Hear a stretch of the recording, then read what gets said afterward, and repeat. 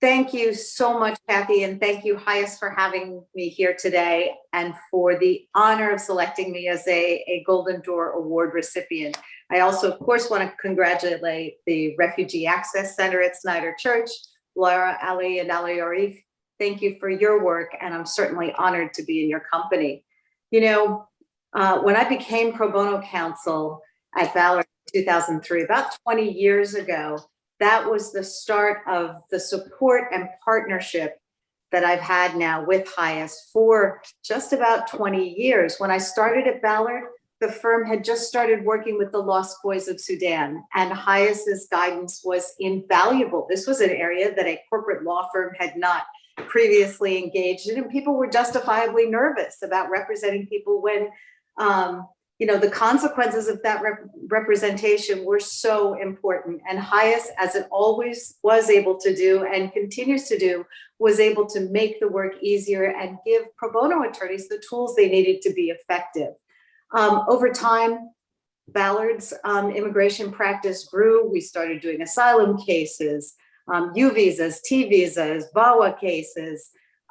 We started representing families who'd been interned at the Berks facility, the only facility outside of Texas where family detainees were housed. I had the honor of representing Hawa Salah, one of your other Golden Door awardees, with my husband, Mark Stewart. We represented Hawa in her asylum petition, and that was just such an honor.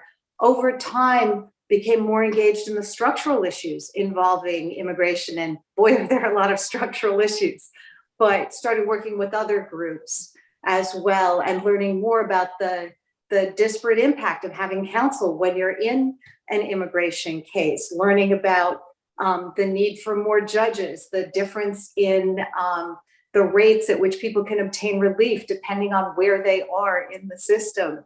And then, of course, there was the Trump era, and my work with HIAS in many ways was what led me to run, because when the Trump administration came in with the Muslim ban and the decisions to upend what had traditionally been the priorities for deportation, that radical change to our immigration processes suddenly dumped a whole new set of issues in the lap of people who were trying to help.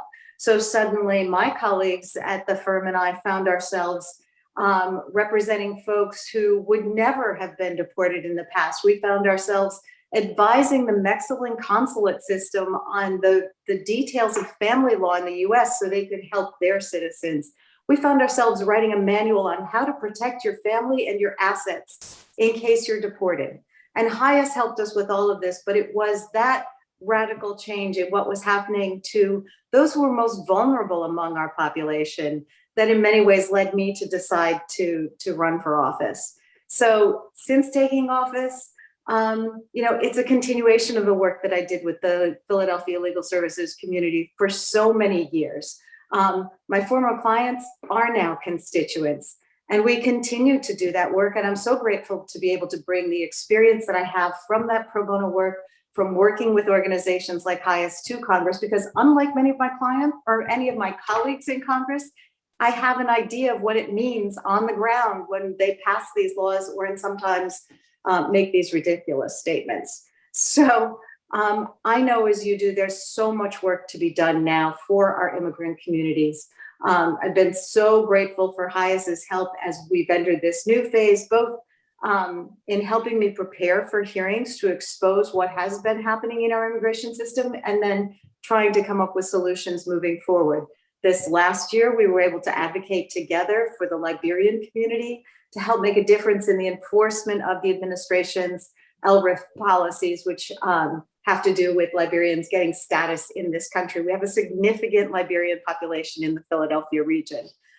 Just this past month, we were able to pass the No Ban Act to prevent anything like that Muslim ban from happening again, pass it through one house, not both. And we also were able to pass the Access to Counsel Act, which would allow people who are who are detained in the immigration system to get access to counsel, because that was something we ran into over and over again.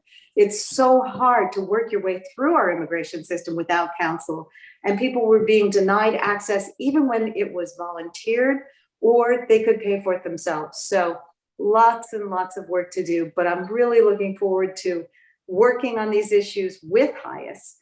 Thank you again for this incredible honor, and congratulations to my fellow awardees. Thank you.